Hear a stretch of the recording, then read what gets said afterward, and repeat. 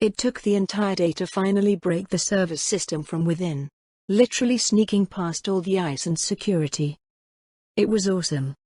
And I am glad that I waited, because as I looked through the security, if I had tried to break through it definitely would have deleted everything. Instead, since I had gone slow, careful, I had access to all of the files. His net running information. His programs. He wasn't a programmer himself, but he had bought plenty of stuff. An array of demons and net running hacks were all there collected on the server for me to play with. So I went to work, first copying everything over to drives, and then doing a complete wipe of all the data on the server. I even went over the hardware itself just to make sure there wasn't a physical trap involved. Only once I was sure it was all clear did I move on, checking his chair and the setups there. I couldn't use most of the biosystems he had installed as they were made for a Borg. A Borg blood injector wasn't going to do much for me after all. But the actual monitoring systems were great, and I happily reconfigured them to fit me instead. Then I went through the hardware that was laying around. It had basically everything I would need. I already pulled out the Netrunner suit and hooked it into the chair's systems. It would draw power and keep me cool as I ran. But as much as I wanted to jump in and get started, the basement still had plenty of other things I needed to go through. I dug into the security system, taking it over, checking the ice and using a bit of knowledge I had seen from systems that gave me trouble, actually separated out each camera into its own partition. It took hours of work, but if someone pinged the network, it would only show the camera they pinged, and the security terminal, instead of everything connected to the system. Unless they were extremely skilled, or their ping was far superior to my own. Specifically, I wanted to cut off the rear hatch from the network entirely as well. I didn't exactly want someone sneaking in from the back door and killing me as I was netrunning, but it was also too useful to close off entirely. So instead I had removed it from the security hub, setting up my spare laptop across the room near the tunnel and setting it up. It would act as the security hub for just the door, cutting it completely off from the system. No one would be able to ping the system and find out about it. V3L0 City, for all of his skill, had been kinda dumb about actual physical security. He was probably a terror on the net, but in real life his skills didn't quite equal out. I went through the elevator security protocols as well, completely co-opting them and even setting up some ways to activate the elevator if I wasn't around. I wasn't a shut-in like Vel had been, and my chums might need to come down here for some reason. So I had sent them a security key that would send the elevator down to the basement. I wasn't going to give it to Richard though. It wasn't that I thought he would kill me or something, but he could come down here to steal something. It's not like we were chums or anything, despite the agreement he had made with Hiromi. Then finally, after going over all the equipment, I was ready to netrun. Which is when a beep distracted me. I had just gotten a text. Well, I would be ready if June hadn't just asked where I was. So I locked everything down, headed upstairs and drove home. Tomorrow I would netrun. June had listened to my story about what I had been up to with wide eyes. Motoko, you took over a gang? No. I just beat a gang, and then Hiromi made a deal so they don't mess with my stuff. And I'll give them some gigs if I find anything while netrunning. Not the same thing. Motoko, you took over a gang? I really didn't. I denied, but to my surprise June reached over and pulled me into a hug. Look at you. Leading a gang and everything. Oh. You should talk to Fujimura-sama, he might be able to help keep the gang in business, maybe set them up as a TC offshoot. It happens sometimes. I don't want to. I denied, almost yowling, but June just laughed and swung me around. I was gonna claw his fucking eyes out. June must have sensed my irritation as he put me back down and patted me on the head, which I took a swipe at his arm that he pulled back hurriedly. It's Prime Motoko. You should be proud. That doesn't happen a lot, you know. It'll be a good experience, and with so many people working for you, you'll be able to do some really big gigs. I don't want to. It's annoying, and I don't want to be responsible for a bunch of kids getting flatlined. Kids get flatlined every day, Toko. You can't do anything about it. I absolutely can do something about it. Not be responsible.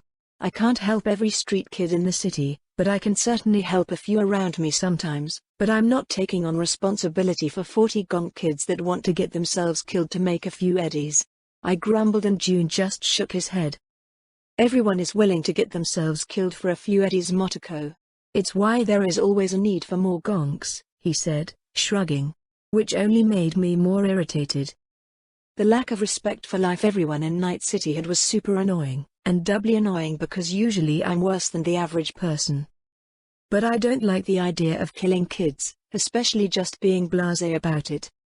Yeah, I guess. I grumbled, but the argument was over. June obviously did not want to argue with me about it. He instead raised up the remote and turned on the TV. Another one of his annoying shows was put on, but I decided to sit with him for a while and watch it. Sure, I didn't really like it, but June was family, and sometimes you have to do stupid boring things with family so they knew that you loved them.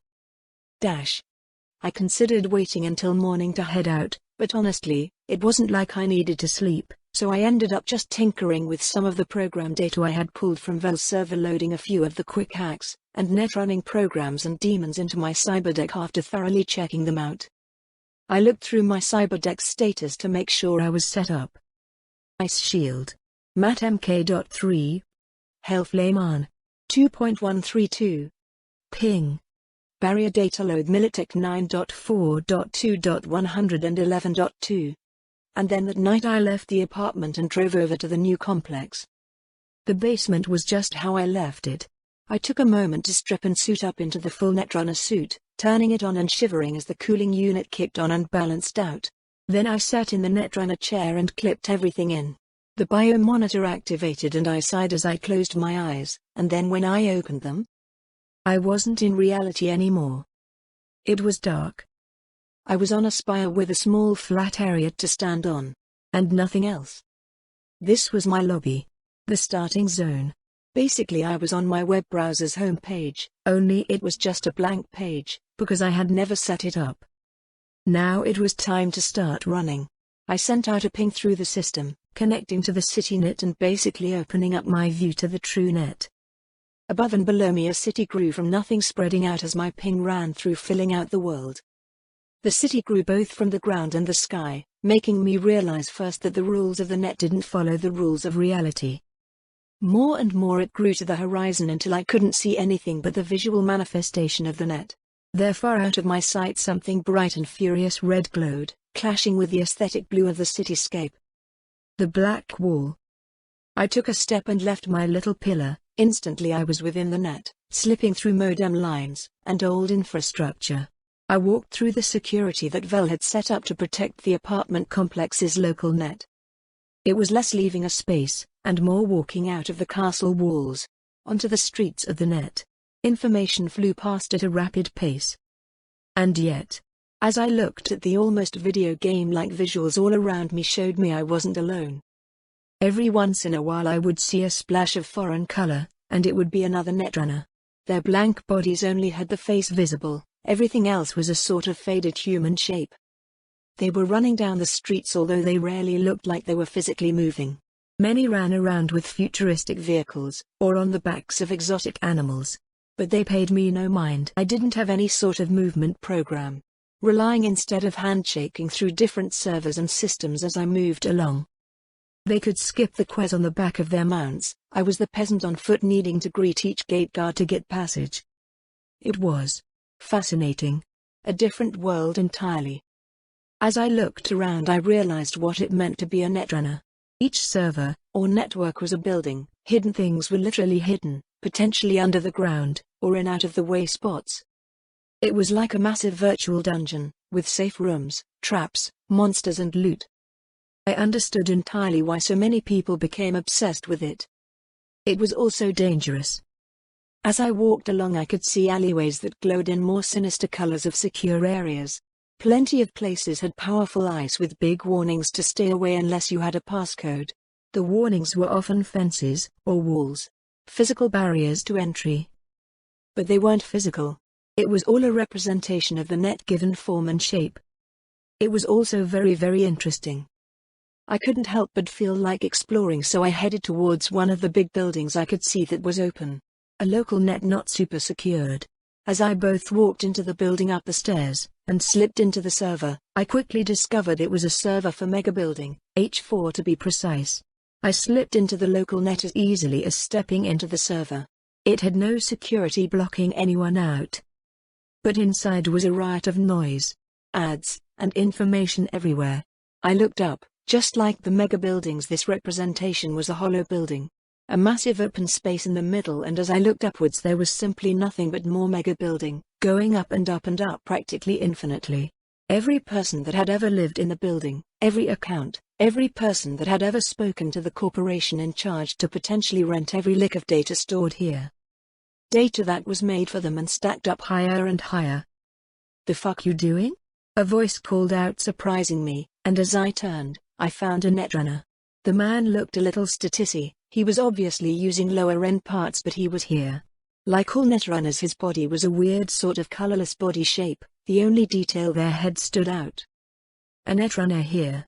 And this was probably his home turf. Just looking around. Never been into a mega building server before. "Well, fuck off. This is my net space, and I know you don't live here." "No, I don't. I'll be gone as soon as I'm done," I offered, but that was the wrong thing to say, because a moment later, he raised his hand. It distorted in static and data and turned into a gun. It wasn't a gun though. It was a representation of a program, a hack, a weapon. The fact he formed it like that meant it was a threat. My normal quick hacks wouldn't have done much here. Maybe shutting down his optics, but I bet it would be really hard to get it working on him here, but luckily I had come prepared. I accessed the new programs I had installed from Vel. The assault was sudden, but unlike when I had been nearly instantly hacked even through my defenses by Vel, this guy wasn't on his level. In fact, he fired and instantly it was like his bullet was in slow motion as his assault hit my firewall and began trying to breach through. I reacted using a small trick that cybersecurity had taught me and redirected it through other systems, elongating his access port by spoofing my location. I hadn't done much to visualize the defense, but something about this space. I started basically teleporting around, even as the bullet continued to give chase, hitting the different locations I had been following me. He didn't send any other hack, too busy trying to breach through the mess of port access information I was throwing up between the two of us, but this was just a way to give myself more time. I wanted the attack to stop. So I did a trick. I spoofed my location again, but this time used a port connected to the mega building we were in. A redirect to a piece of the mega building server that was absolutely lagging, moving at a crawl due to some kid downloading an absolute metric ton of porn. My move might have lagged his download even more, but it also caused the netrunner's assault to stutter to an absolute stop, unable to send the data through the server channel. The bullet basically freezing in space. But that wasn't going to be the end. Once he realized his hack had stalled, he turned and attacked me again. This time though I was more than just ready. As his assault came up, it ran into a wall. I was testing out one of Vel's quick hacks. Ice Shield. Instantly neon octagons appeared in the air, rippling and shifting as the bullet traveled through one. Instantly the bullet seemed to lose most of its form, and then it passed through another shield, and then it stopped on the third, literally turning to dust as it hit the shield. "Now fuck off," he demanded, as if his little assault had actually done anything. As if attacking me wasn't going to have repercussions. Besides, I now knew this guy wasn't good enough to harm me. So I sent my own assault. A barrier system. The attack was similar to a DDoS attack. I would flood his originating connection point with a few million requests, and quite literally bar him from being able to access the net as his connection was walled off by junk data. The visualization turned the attack into a kaleidoscope of colors as the same shields that were my defense now multiplied and shot out, looking to surround the netrunner. He grimaced, and motioned like throwing something out of his pocket, and my shields slowed, literally frosting over. Personal ice. He was creating a barrier around his access point, making the junk data bounce off, unable to flood the connection. I frowned instantly, looking over the ice that was on one hand visually growing out of the floor, and on another just a sequence of code. The dichotomy was interesting. I would need to breach it to let my attack go through. So I did. I slammed into his system in a barrage of code, and it wasn't even a contest. Just to prove my point, I waved my hand and fire swirled around. The ice shattered in moments, causing my barriers to speed up and then lock into place. Hellflame. A completely pretentious name for a breaching program that devoured data, trying to annihilate it into a gibberish mush. His ice hadn't been strong enough. It shattered under the dual assault. The Netrunner was cut off as his avatar distorted and sparked out. He had disconnected before the barrier could kick him out of the mega building lobby. Probably worried that I would have pushed something dangerous through with my advantage. Lucky for him though, I didn't add that sort of attack program in. If I had, I could have sent a quick hack to short-circuit his system, or used the barrier to attack his cyberdeck, potentially blocking him into a blank space without a way to wake up. Netrunning was dangerous. 250 XP gained. I blinked because the alert have come in, as a golden engraved neon screen in front of my face. Oh. Ooh. I could get XP in the net? I was motionless for a while as I processed this. If I could find something to fight here, I could get more actual levels. Hey, you gonna clean up your mess? I know Aaron was being a digital bag of dicks claiming the lobby again, but you are filling the server with a ton of junk. A voice called out, startling me, and I looked around. Another Netrunner was on a floor above me, standing sideways on the wall as he had his arms crossed over his chest. I looked around wondering what he meant before wincing. The effects of our little fight still remained. The ice and fire seemingly laying around melted and still burning nothing respectively. I get it. If a Netrunner ran around bashing shit down, it would damage the servers. Oh yeah, sure. I'll do that. I muttered, looking around at the code. It wasn't too hard, the fire was mine, so I simply put a stop to the program, causing the fire to end. The ice was more interesting, as I had to think about it from two perspectives. On one hand, it was just the remains of an ice program on some computer that I had broken through. On the other, it was digital clutter. In the end, I just sent the remains of the program to my own recycle bin. The reason I had been able to break it so easily was because it was an old ice version, so I didn't really need to look into it, but it was interesting that I had basically stolen the program. Well, copied it. Sorta. I had technically caused the original program to eat itself, which had broken it, but I could still copy data from the net into my own system. Actually, I could do that a lot. The server that Vel had was exactly that. A repository for data I found while netrunning. Thanks. Now, unless you are here to do something, can you get out? You are claiming a lot of server resources with how active your connection is.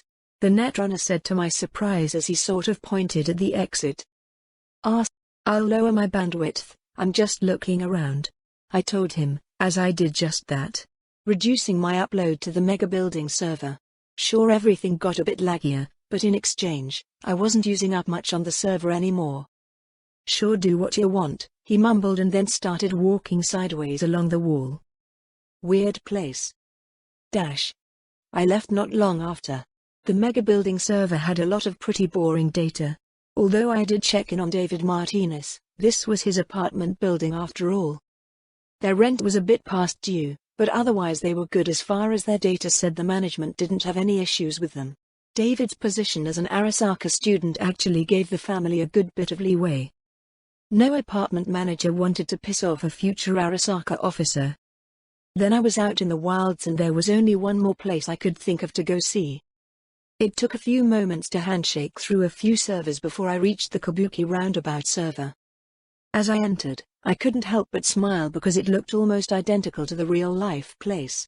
As I looked around, I noticed it was actually really busy on the net, and not just through normal traffic.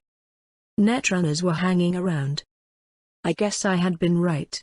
With the dewdrop-in being in the area, obviously this would be a Netrunner hangout. I walked around enjoying the aesthetic setup. Since this was a Netrunner hangout, it had actually been set up for them.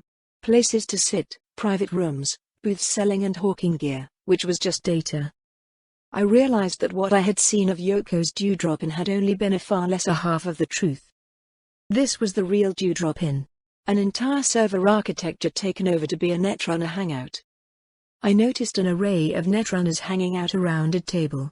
In the real world it had been an eatery, a place to eat after buying some food, but here, it was covered in a jumble of objects representing programs and code that the Netrunners were each seemingly bartering for. But to my surprise they were definitely more my age, maybe a few years older, but still teenagers. Their faces weren't high definition. Some moved as if there were only a few points of control, meaning they were using old net goggles and gloves to interact with the net instead of a full dive. The fact they weren't elites was perfect. It meant that it wasn't as awkward as I approached, stopping far enough away not to feel like I'm intruding. "Excuse me?" "Yeah?" The first one that responded was a girl turning to look me over with a very awkward movement, her entire avatar seemingly shifting along with her head, going from sitting at the table to literally turning an entire 180 to face me. "Whoa, look at the fidelity. What are you running?" another of the teens asked, but I ignored him for a moment. "I'm new in the area. Was wondering what everything is," I asked, and the table had a flurry of quiet messages sent between the teens. It was funny, watching them communicate like that was very similar to watching someone whisper between each other in the real world. Only I could see the lines of communication opening up and connecting the group together. "We'll help out, but not for free," the first girl uttered, but the boy sitting beside her suddenly sent a program that... Well, it was like a nudge. He even made a motion with his avatar just to stop her. First rule of the Kabuki Round server. We offer advice, for free, but help costs info. He offered, cutting off the girl who huffed but nodded at his words. "Oh great. I'm just wondering where everything is, I guess. I'm mostly just looking around." "Well, that I can do," he said, and I got a quick file offer. After checking it over, I opened it to see basically a list of different IP addresses, each with a name right next to it. That's everything public here on the server. There are hidden areas, but that isn't an offer to try and find them. If someone wants you to access the sub-servers, they will invite you. Otherwise be respectful, no attacking other runners here, and you'll be fine. That is a real warning, by the way. Yoko keeps a horde of security demons hanging around. He mentioned, pointing up, and I noticed them. Demons. Monsters, mostly looking like demons, hung around the roof of the roundabout, like gargoyles, waiting to protect the server, and I suppose anyone that was attacked. Cool. Cool? Geez, are you like some grandma running a kiddie avatar? The girl asked, and I couldn't help but pout at that. No. Cool is just cool. I'm bringing it back, I argued, only to be instantly laughed at. Sure ya are. Anyways, hey, I appreciate the help, I told the boy, who just nodded, and I hurried away, not wanting to talk to the bunch of teenagers anymore. Now that I had the IP and description of what everything was, I could look over the building and see what rooms attached to what IP. Man, this was so cool. Obviously the first place I went was the one I was most familiar with in the real world. The Dewdrop Inn. I didn't use the IP to sort of travel to the inn. Instead I wandered the roundabout, walking up the stairs and around until I reached the door. As I touched the door, it accepted my handshake protocol, and I was in. But it wasn't the Dewdrop Inn that I knew from the real world. A technological rave of music, sound and netrunners was everywhere. The Dewdrop Inn was a fucking netrunner club. I stepped down the steps leading to the dance floor and noticed that a few netrunners were actually dancing together. A few were even connected, bridging their avatars together into a private connection. Oh my. I looked away. Even if the avatars were simply dancing to the music together, more than likely going through an automated dance routine as their actual consciousness did other things. The place wasn't packed, but it was full. A few of the booths around the edge had small groups, or even a few solo netrunners just hanging around. This whole place was so surreal. A mixture of the normal and the digital mixed together. I slipped onto a table to just take it all in for a while. Well. About time you wandered in here, kid. I turned at the sudden voice, and to my surprise it wasn't who I thought it would be. Or maybe it was? The voice had been Yoko, the owner of the Dewdrop Inn. Or at least the person that was always at the counter, but the avatar? That wasn't human. Instead, a massive woman stood before me, or I guess I should say a kitsune. 9 tails fluttered in the windless air around her, and she wore a kimono that was only slightly on her. How did you configure your avatar like that? I couldn't help but ask, and a moment later the kitsune laughed, a tittering sensual noise, completely different from the woman that I had spoken with in the real world. This is my server. Since I'm not wandering around the net, it's easy to configure an avatar to my liking. Unfortunately, I'm back to basics whenever I leave the inn, but I rarely do that anyways. She offered with a shrug that almost had her kimono slip even lower. I think the only reason it didn't was because it was a digital object, because that shouldn't have stayed up. Nice to see you then, Yoko. Or should I say Kyubi no Yoko? I asked, and her face brightened up in a delighted smile. You know a bit of mythology, good, she said, smiling brightly in a way the normally unemotive woman never had in reality. Come on, kid. I know this is new to you, let me give you a bit of a rundown. I also have some questions for you. Like, how did you get V3L0 City's rig? I had been about to start following her without a care, but I hesitated when she revealed that. She noticed as well. No worries, kid, no one is going to want revenge for that dickbag's death, call it just curiosity. She offered, waving the fan in her hand, she gesturing me to follow. I did. Yoko might be a bit different here, but that didn't mean I was going to suspect her of attacking me. She led me out of the dance floor and up a pair of stairs made of nothing but light up to the second floor, where there was only one door, but as we approached it blurred from a blank-looking door into an ornate set of shoji. This is my private lobby. There are a few others, but I don't give up server space for nothing, but come on in. It's secure, we can talk. She offered as the doors slapped open and we entered into. Well, it was a neon Japanese shrine. Once the doors sent me a handshake and accepted my entrance, the room I walked into shifted. Instead of a set of shoji, I was walking out from under a large red torii gate, into the open space of a shrine. Other than the lights all being neon colors, and the aesthetics very focused on foxes, the place looked like Earth, sorta. Neon stars in the sky, a big glowing moon above, and everything looked more realistic than I had seen elsewhere. I spend a lot of server space making sure my lobby looks good. You like?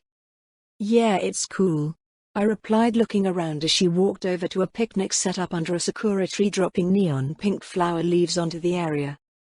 Yoko definitely had a theme. So whenever I saw you at the inn, this is where you really were? Mostly.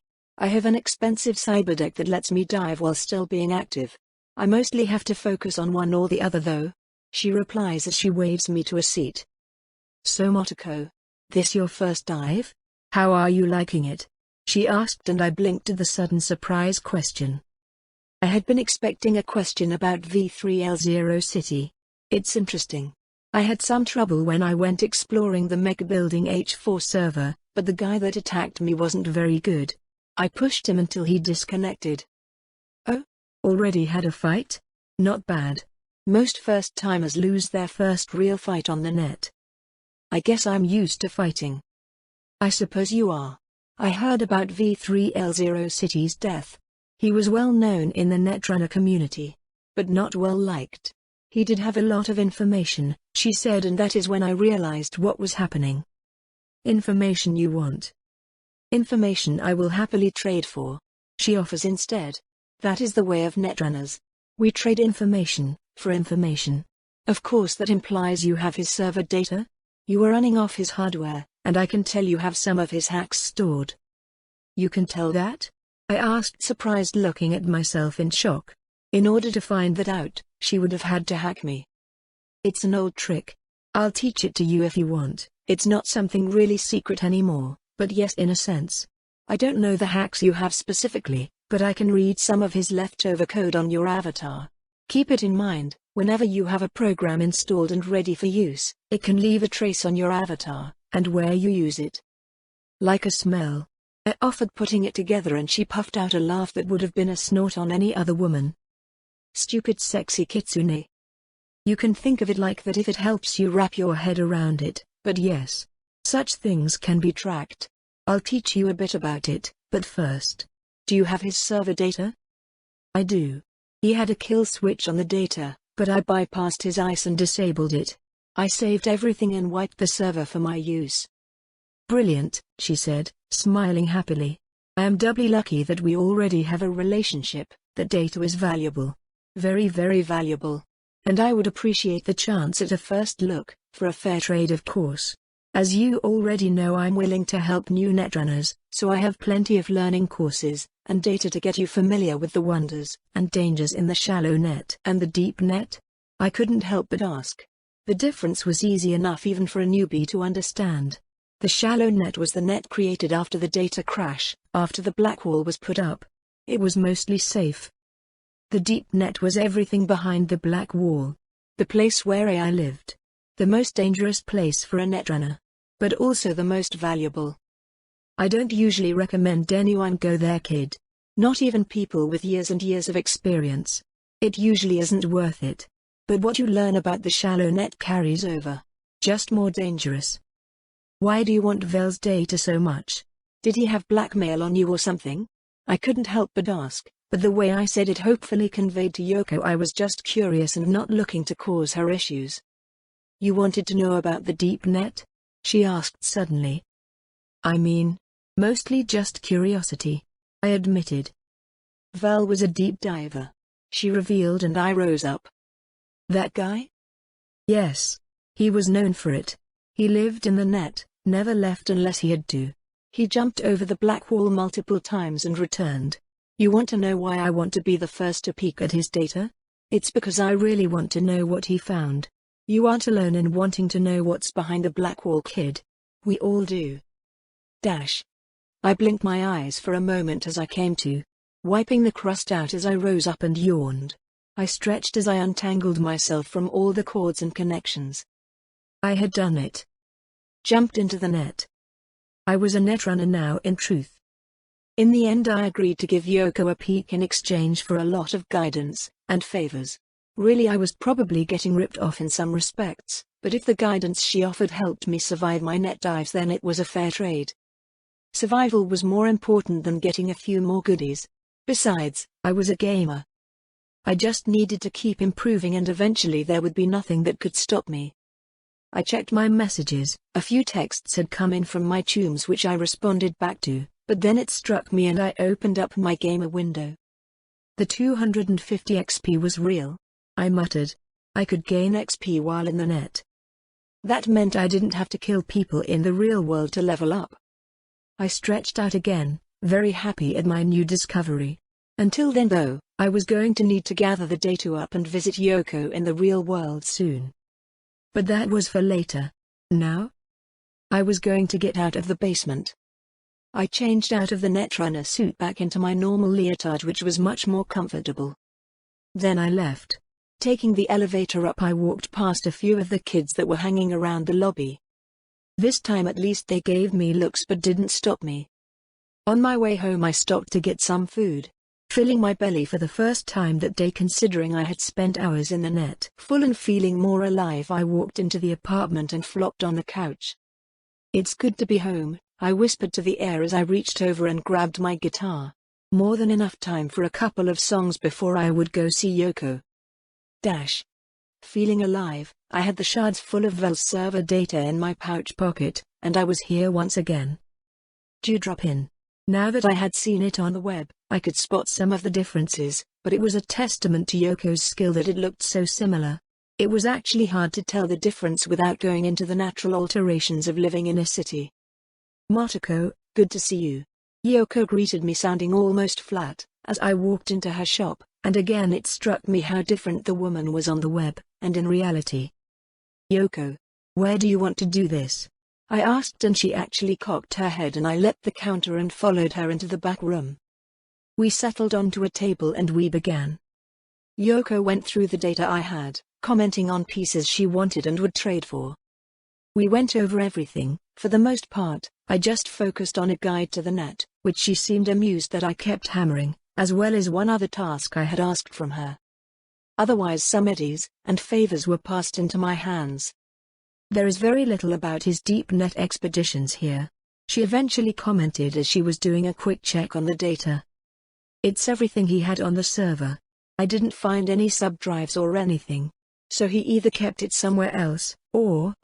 No, I suppose he wouldn't leave it on his main server. Far too easy to be forced to flee and have that data stolen. He would have hidden it. I was hoping there would be a clue to where. Probably just kept it in his head then. I offered and Yoko nodded, agreeing. So about what I asked? It will be done, an odd request, but I am more than capable of handling the server load. Are you sure? Your request might be a useful experience, but I don't truly see the interest you hold. Just a personal thing. I like to test myself, it's important to me, and I'm paying. So we good? We are good, Motoko. Come find me in the net later.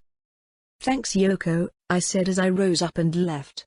The itch to jump back into the net and get my reward was there, but I couldn't live my entire life like that. So instead I checked in with my chums. Hiromi was finishing up her schooling for the day but would be busy with homework, much to her irritation, but Ichi and Malcolm were free, and we all decided to meet up. We were just going to hang out.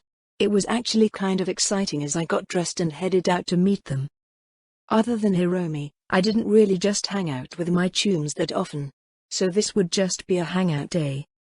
I specifically chose not to meet up at Ho Club this time. Instead we were heading over to Lizzie's. I made it there first, and as I pulled in I noticed Rita was bouncing today, which was good. I would be able to say hi to her as well. The bar wasn't quite going crazy, since it was still early afternoon, but that was only a benefit to me. I walked up to Rita and got a smile from the older woman that I couldn't help but return. Hey Rita. How goes? I asked as I stepped off from the entrance to not block the door. Motoko. Not bad, kid. You? I've had this amazing adventure yesterday. I went netrunning for the first time. I couldn't help but gush a little as I told Rita about my adventure in claiming some high-end netrunning gear and then jumping into the digital space. Well, I'm glad you got some prime gear, Motoko, but be careful, alright? The net can be seriously dangerous.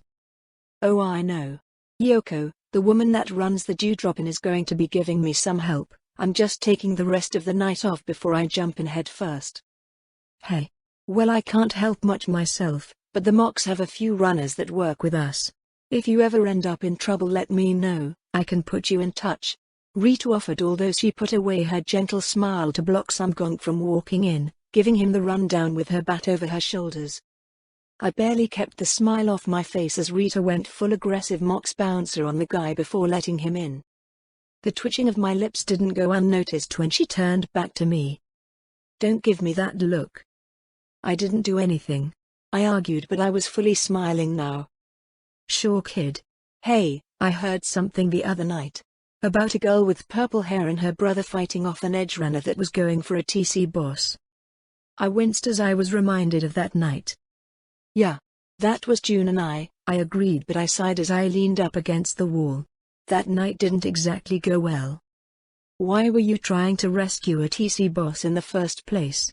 She asked, and while she did her best to keep any judgment out of her voice, I picked up on the subtext. June invited me to this big TC party. I only went to eat the snacks. They had the best sushi, Rita, it was so good. I literally ate myself sick. I told her the last bit in a whisper, earning me a snort from the woman. I sighed as I decided to share the whole story. So I got sick and June decided to take me home early. We were in the elevator with this TC boss and his date. A dull woman she was. Nice. I muttered, remembering her dying and me being unable to do anything to save her. Yeah, I heard. Cassie wasn't one of ours, but word gets around. Rita offered and I scowled, because that was the first I had even heard of the woman's name. Cassie? I never got her name. We were ambushed as we stepped out of the elevator. Something twigged me and I dropped June, and I just in time. This crazy Borg opened up with an LMG. I revealed, scowling. In the end I locked his gun with a quick hack and he didn't like that. Kicked June and I around, and we ended up fighting him. I kept having to jump in so June wouldn't die. The boss hid in his car the whole time. We survived, the Borg didn't. So it wasn't that you were guarding the guy, you were just there, and the guy attacked you too. Rita muttered, nodding along, seemingly more relaxed. Yeah, it's awful. Everyone is going to think I'm back in with the TC. Even June mentioned that a lot of the bosses are super happy with us. I owed favors and shit. As if that has any value the moment they don't want me around. Rita reached out and gripped my shoulder. Sorry, kid. It's fine. Just annoying, but I'm not here to complain about shit. My chums and I are here to hang out. Plus I have a BD I need them to see, I said with a smirk. Hiromi wasn't here, but I would give it to her afterwards. Malcolm would get a kick out of it after all. I spent the next 10 minutes just hanging out with Rita outside the club, a few of the other Mox bouncers coming over to join the chat, but they didn't interact with me much. I was still an outsider, despite what I had done about Jotaro. It didn't bother me. The Mox may be one of the better gangs, but they were still a gang, and they were changing with the years, growing less focused on helping people and more on their own self-interest. Just the way of things in Night City, I guess. But finally Ichi and Malcolm pulled up, thankfully not in Ichi's big truck. Instead they were driving Ichi's grandmother's car. Or at least I was pretty sure that was how it worked. The old Thornton Galina's engine sounded a bit rough, but it drove. They parked and then stepped out, wearing nice clothes. Nicer than I was used to them wearing. They had obviously been shopping, buying some extra threads to really show off. I thought it made them look like they were trying too hard, but if they wanted to spend their eddies on clothes, I wasn't going to judge. I literally spent a lot of eddies on leotards for my cosplay outfit, so I really had no room to judge. Ichi. Malcolm. I called out, and as both boys approached, although Rita had shifted back to her bouncer persona. Motoko. Here we are. Still don't know why you didn't want to hit the other club. Ichi offered, looking a little nervous, but I shook my head as I linked an arm with his and Malcolm's. Don't worry about it. Lizzie's is great, and honestly it's bigger and quieter. But they opened the upstairs Motoko. I wanted to hang out in the new club area. Ichi whined, but I ignored him as I dragged them into the bar, Rita rolling her eyes at the entire situation. In the end we took a side room booth, and I was even a good chum and bought the first round of drinks. Although both boys looked like they wanted to scan the BD list. Lizzie's was a BD club after all. Neither wanted to do it while I was around. Which was funny, as I kept catching them peeking at the listing while we were chatting and hanging out. Of course then I pulled free the BD from my pocket and winked at the boys. Motoko? I got something special for you guys to check out. I informed them, my smile stretching my face, making both boys very uncomfortable. I need to go to the bathroom. Malcolm tried to escape, but I caught his arm and tugged him back down. Trust me, Malcolm. You are going to love this. Headsets on, boys. I've been waiting forever to reveal this. I told them, and both boys still looked hesitant. They put the wreaths on and I slipped in the BD chip to start. I waited, practically vibrating as they watched the BD. When it finished only a minute later, Malcolm was the first to react. PFFT. Mr. Stud. Pimp. He cackled loudly, making me glad I had grabbed a private side booth. Oh, fuck off, Motoko. Ichi whined, glaring at me, but I had zero care about his annoyance. My smile stretched across my entire face. I can't believe you would do this to me. Motoko. Give me the BD, he demanded. Never. I'm going to pull this thing out every once in a while for the rest of your life. I informed him with a firm nod of my head. No way was I letting this level of blackmail go. I'm going to have to kill her. Malcolm, help me kill Motoko. Hell no, I don't have a death wish. Pimp. Ahaha. Malcolm, you are less than useless. Ichi grumbled as Malcolm broke down into laughter. Now I just had to share it with Hiromi. Ichi glared at me, but I just smiled in turn. Did you really have to record that? Yes. I don't get. I was about to say I don't get paid enough for this, but I actually do. Fuck. He grumbled and grabbed his beer and took a swig. I rolled my eyes as I took a swig of my own soda. Don't get whiny. Give it a few years and it'll be a great in-joke for all of us, and you will remember the whole thing fondly. Besides, the only other person outside of our group that ever heard the conversation is dead. I pointed out happily, ignoring that Judy would also know it. Charles Bucks, the only other person in the recording, wasn't alive anymore to talk about it though. Hey, we did kill that monster, didn't we? Well, you did all the work. Nah, I couldn't have looted that place without you. I would probably have picked up a few things and left it at that. I might not have even attacked the place without you guys to back me up. I told Ichi it was important teamwork. I'm just good at flatlining gonks. I told him with a shrug. Yeah, you certainly are. Malcolm cut in with a nod, but before we could continue an outsider crashed into our little area. Or a semi-outsider. Motoko. Rita said you were here.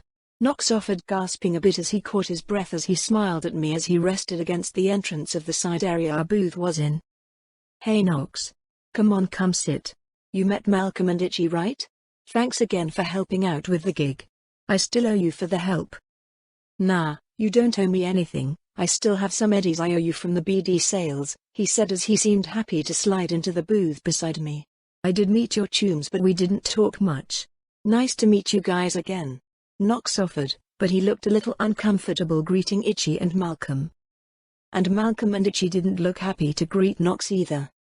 Yeah, nice to see you. Wait, what did he mean by BDs?